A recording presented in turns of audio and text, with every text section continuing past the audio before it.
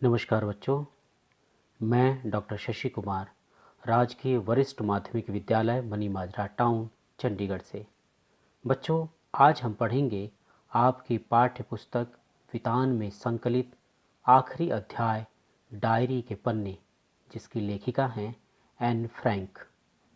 बच्चों, इससे पहले कि हम पाठ की तरफ बढ़ें, मैं आप लोगों से एक महत्वपूर्ण विषय पर चर्चा करना चाहता हूँ, और ये विषय है कोरोना यानी कोविड-19, जिसे विश्व स्वास्थ्य संगठन ने महामारी घोषित किया हुआ है। पिछले 10-11 महीनों से पूरा विश्व इस महामारी से जूझ रहा है। इस महामारी के कारण हमारा देश भी लगभग 6 महीने लॉकडाउन की प्रक्रिया से गुजरा। कई लोगों को इस बीमारी से जान गंवानी पड़ी। बच्चों, अब हम अनलॉक की प्रक्रिया में हैं। सब कुछ खुल रहा है। हमें और सावधान रहने की आवश्यकता है, क्योंकि अभी कोरोना महामारी पूरी तरह से खत्म नहीं हुई। आप अब भी कोशिश करें कि बिना आवश्यकता के घर से बाहर ना निकलें। बाहर निकलते समय मास्क पहन लें, क्योंकि इस बीमारी से हम केवल मास्क के सहारे ही बच सकते हैं। इस समय मास्क ही वैक्सीन है। हमारे देश में त्योहारों का मौसम है, किंतु ऐसे में भी भीड़ भाड़ के इलाकों में, बाजारों में जाने से बचें। एक दूसरे के मध्य 1 मीटर की दूरी का पालन करें। अपने हाथों को बार बार साबुन से धोते रहें। पानी या साबुन की अनुपलब्धता के समय 60% अल्कोहल युक्त सैनिटाइजर का प्रयोग करें। खांसते या छींकते समय अपने नाक मुंह को ढक लें। भीड़ भाड़ वाले आयोजनों में जाने से पूरी तरह से बचें। बच्चों, विशेषज्ञों का मानना है कि सर्दियों में एक बार फिर कोरोना प्रकोपित हो सकता है, इसलिए अपना बचाव करें। याद रखें, जब तक दवाई नहीं तब तक कोई भी ढिलाई नहीं। चलिए बच्चों, अब पाठ की तरफ बढ़ते हैं। मैंने आपको बताया कि आज हम आपकी पाठ्य पुस्तक वितान में संकलित आखिरी अध्याय डायरी के पन्ने पढ़ेंगे, जिसकी लेखिका हैं एक 13 साल की लड़की एन फ्रैंक। हाँ बच्चों, सुनकर हैरानी हुई ना? एक 13 साल की लड़की ने यह लिखा है। जी हाँ, डायरी लेखन विधा पर आधारित यह किताब एक 13 साल की लड़की ने ही लिखा है। यह डायरी मूलतः 1947 में डच भाषा में प्रकाशित हुई और सन 1952 में इसका अंग्रेजी अनुवाद the diary of a young girl नाम से प्रकाशित हुआ। इसके बाद विश्व की अनेक भाषाओं में इसका अनुवाद हुआ, और आपको ये जानकर हैरानी होगी कि यह किताब दुनिया की सबसे अधिक पढ़ी जाने वाली किताबों में से एक है। यहाँ इस पुस्तक के हिंदी अनुवाद के कुछ पन्ने आपके लिए प्रस्तुत हैं। वैसे आपको याद हो तो आपने इस डायरी के कुछ अंश अपनी 10वीं कक्षा की अंग्रेजी की पाठ्य पुस्तक में भी पढ़ा है। बच्चों, द्वितीय विश्व युद्ध के बारे में आप लोगों ने पढ़ा होगा, बहुत कुछ जानते होंगे उसके बारे में। उस समय यहूदी समुदाय के लोगों को अनेक प्रताड़नाएं झेलनी पड़ी। ऐसे समय में हॉलैंड के यहूदी परिवारों को भी हिटलर शासित जर्मनी के प्रभाव के कारण अकल्पनीय यातनाएं सहनी पड़ी।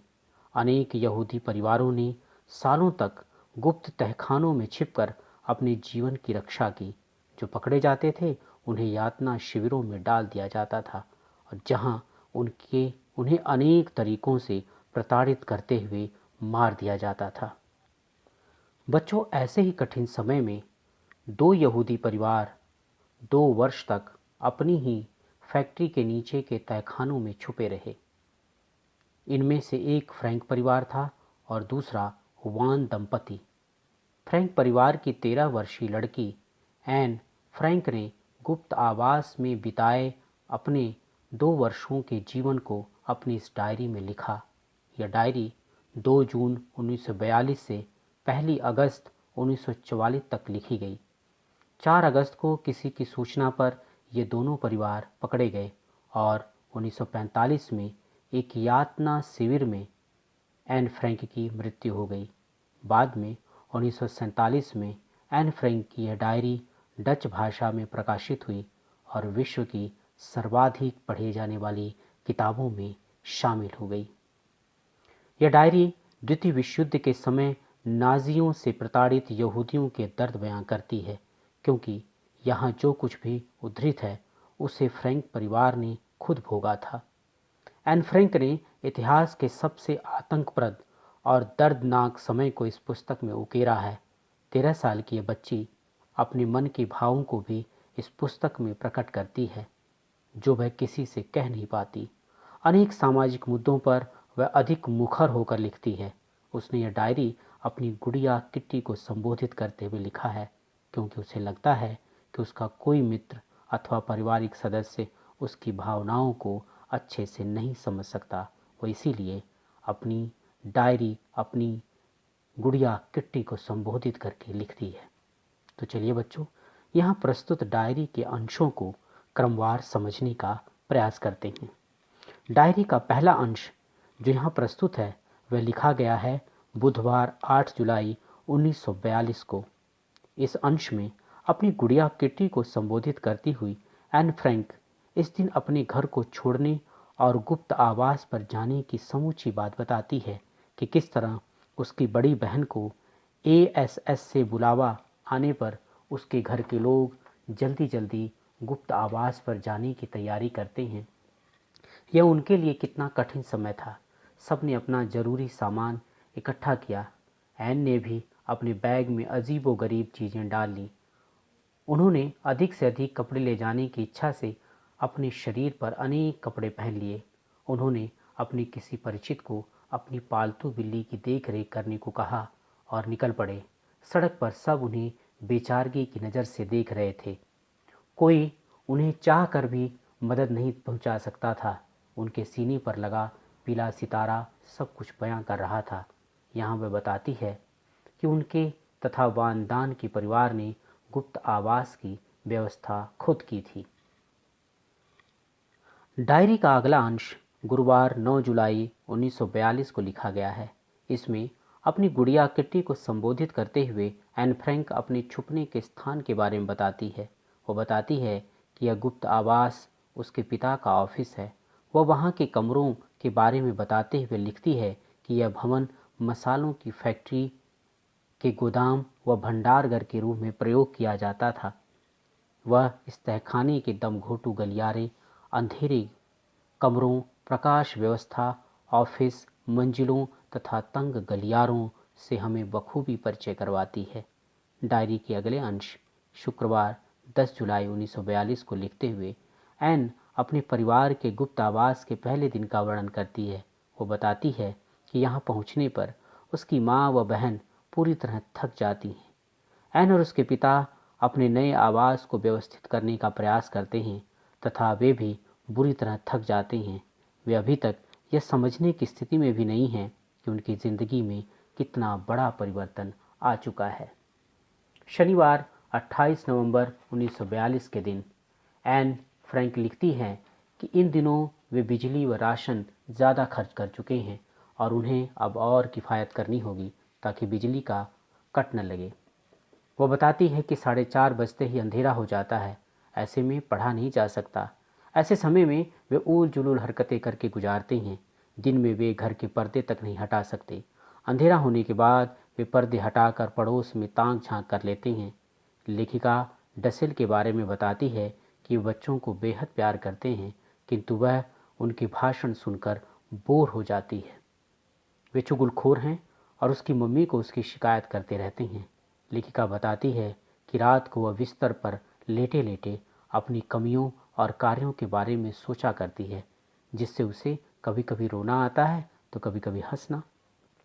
डायरी के अगले अंश शुक्रवार 19 मार्च 1943 को अपनी गुड़िया किट्टी को संबोधित करती हुई एन फ्रैंक लिखती हैं कि तुर्कों के इंग्लैंड के पक्ष में न आने से लगता है कि भूमिगत लोगों को नुकसान होगा। वह मिस्टर डसेल की दांतों की मशीन, अपनी बहन मार्गोट द्वारा पापा के पत्रों को ठीक करने की चर्चा करते हुए घायल जर्मन सैनिक व हिटलर की बातचीत को रेडियो पर सुनती हैं। घायल सैनिक उसे अपने जख्म दिखाते हुए बड़ा गर्व महसूस करते हैं। शुक्रवार 23 जनवरी 1944 के अंश में एन फ्रैंक लिखती हैं कि कुछ हफ्तों से वह राजसी परिवार की वंशावली और परिवारों की वंशजों में रुचि लेने लगी हैं, वह आजकल वही देखती रहती है। वह मेहनत से स्कूल का काम करती है। वह फिल्मी पत्रिका से फिल्मी समीक्षाओं को पढ़कर फिल्मों, उसके नायक नायिकाओं के बारे में अपना ज्ञान बढ़ाती है, जबकि उसकी एक सहेली अपने बॉयफ्रेंड के साथ फिल्में देखती है और उसे बताती है। वो जब बता रही होती है तो एन फ्रैंक उससे कहीं ज़्यादा उसे बताती है। वह अलग अलग तरह की केस सज्जा भी बनाती है, जिसका उसके घर वाले बहुत ही मजाक बनाते हैं। डायरी के अगले अंश बुधवार 28 जनवरी 1944 के दिन एन फ्रैंक लिखती हैं कि इतने दिन से लोग एक जैसी ही बातें कर रहे हैं। वो बड़े लोगों की बचपन की बातें, एक जैसे लतीफ़े सुनकर बोर हो चुकी है। वो बताती है कि कुछ बातें तो ऐसी हैं कि जिसकी पंच लाइनें तक अब याद हो चुकी हैं।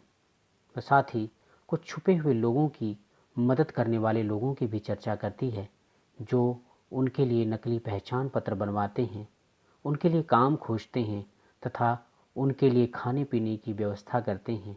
ऐसा वे अपनी जान की परवाह किए बिना करते हैं, क्योंकि वे दिल से उनकी मदद करना चाहते हैं ताकि वे जिंदा रह सकें।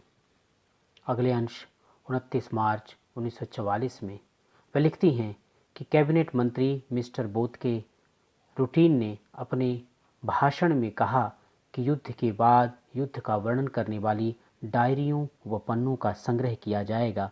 वह अपनी डायरी को छपवाने की उत्सुकता दिखाती है। उसे लगता है कि कभी मेरी भी यह डायरी छपेगी। वह बम गिरने तथा उसकी विभीषिका का भी जिक्र करती है। वह बताती है कि युद्ध के कारण सामाजिक व्यवस्था पूरी तरह से बिगड़ गई है। बच्चे तथा लोग भूख व बीमारी से बेहाल हैं। महामारी फैली हुई है, बेरोजगारी फैली हुई है, चोरी चकारी बढ़ गई है। सरकारी लोग अपने ही लोगों की मदद करते हैं, राशन इत्यादि केवल अपने ही लोगों को देते हैं तथा लोग सरकारी लोगों पर हमले करने लगे हैं। मंगलवार 11 अप्रैल 1944 के अंश में एन पिछली शनिवार को हुई गोलीबारी का जिक्र करती है तथा रविवार को हुई पीटर से मुलाकात की चर्चा करते हुए वह यह बताती है कि इसी रात उसके घर में सेंधमारी की घटना भी हुई।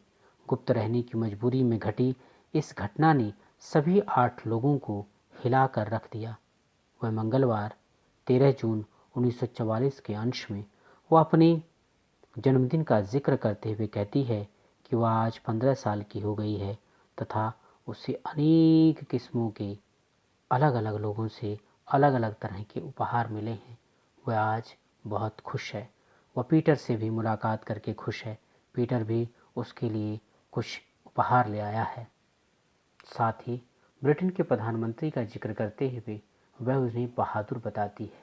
वह जर्मन तथा ब्रिटेन के अंतर को स्पष्ट करते हुए ब्रिटेन को रक्षक तथा जर्मनी को आक्रांता बताती है। यहाँ वह पीटर के साथ अपने भावनात्मक लगाव का भी जिक्र करती है कि वह किस तरह से पीटर को बेहद प्यार करती है। वह महसूस करती है कि पीटर के लिए वो पूरी तरह से दीवानी है। बच्चों, 15 साल की एक युवती, एक किशोरी जो बड़ी हो रही है, उसके मन में विपरीत लिंगी व्यक्ति के प्रति आकर्षण का वह रूप यहाँ पर देखने को मिलता है। वह अपने मन के सभी भावों को, जो शायद वो पीटर से भी नहीं कह सकती, जो शायद वो अपने माता पिता से भी नहीं कह सकती, जो शायद वो अपनी बहन से भी नहीं कह सकती, यहाँ पर सब कुछ लिखती है। इसलिए वो कहती है कि मेरी ये डायरी इसलिए लिखनी ज़रूरी है ताकि मैं अपनी समूची अभिव्यक्ति दे सकूं, जिसे कोई भी मेरे परिवार में नहीं समझ सकता। इस अंश में वह सुदृढ़ता से यह बात कहती है कि औरतों को पुरुषों की तरह सम्मान मिलना चाहिए। वो मानती है कि उन्हें सैनिकों की तरह सम्मान मिलना चाहिए, क्योंकि वह सैनिकों से अधिक मेहनत करती हैं। परिवार संभालने में तथा बच्चा पैदा करने में वो अनेक तकलीफ़ों से होकर गुजरती हैं। उसका मानना है कि पुरुष तब तक स्त्री के आकर्षण में रहता है जब तक कि वह बच्चा पैदा नहीं कर लेती। जैसे ही वह बच्चा पैदा करती है, वह अपना आकर्षण खो देती है और पुरुष उससे दूर चला जाता है। एक छोटी सी लड़की, 15 साल की लड़की, कितनी बेबाकी से इस बात को स्वीकार करती है। वह कहती है कि औरतें बच्चा पैदा करने की मशीनें नहीं हैं, उनके भी कुछ अधिकार हैं। पुरुषों की इस दुनिया में उन्हें अधिकार मिलने चाहिए। वह उन व्यक्तियों की भर्त्सना करती है जो समाज में औरतों के योगदान को मानने को बिल्कुल भी तैयार नहीं हैं। वो कहती है कि स्त्रियां आगे हैं, बिल्कुल पुरुषों से आगे हैं और आगे आ रही हैं। शिक्षा, काम और प्रगति ने औरतों की आंखें खोल दी हैं। कई देशों ने उन्हें अब बराबरी का हक दिया है। आधुनिक औरतें अब बराबरी का ही हक चाहती हैं, क्योंकि वो अब अपने अधिकारों के बारे में जानती हैं और वो जानती हैं कि उन्हें पूरे के पूरे अधिकार मिलने चाहिए। बच्चों, इस प्रकार डायरी के पन्ने 13 वर्षीय बालिका एन फ्रैंक की लेखन शैली का अद्भुत नमूना प्रस्तुत करती हैं। इन पन्नों के माध्यम से उसकी किताब के विभिन्न संदर्भों को समझने में आसानी होती है। वास्तव में उसकी डायरी उसकी राजनैतिक सामाजिक दृष्टिकोण के साथ साथ उस समय की विश्व स्थिति से भी हमें अवगत कराती है। एक छोटी सी बच्ची इसमें अपनी कोमल भावनाओं को भी अभिव्यक्ति देती है तथा इस पुरुष प्रधान समाज में स्त्रियों की समानता की वकालत करती है। बच्चों, द्वितीय विश्व युद्ध के समय जर्मनी के तानाशाह हिटलर तथा उसके विचार नाजीवाद के कारण पूरी दुनिया त्रस्त थी। उसकी तानाशाही नीतियों ने ही द्वितीय विश्व युद्ध को जन्म दिया था और ऐसी स्थिति में पूरी दुनिया जब उससे त्रस्त थी, ऐसे में हिटलर के खिलाफ देश खड़े हुए, जिसके कारण द्वितीय विश्व युद्ध का रूप तैयार हुआ। बच्चों, नाजियों के कारण सबसे ज़्यादा प्रभावित प्रजाति थी यहूदी।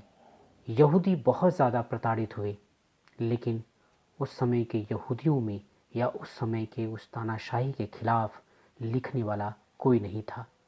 एक लड़की ने, जी हाँ, एक 13 साल की लड़की ने अपनी इस डायरी के माध्यम से नाजियों के उस शोषण के, नाजियों के उस प्रताड़ना को सबके समक्ष प्रस्तुत किया।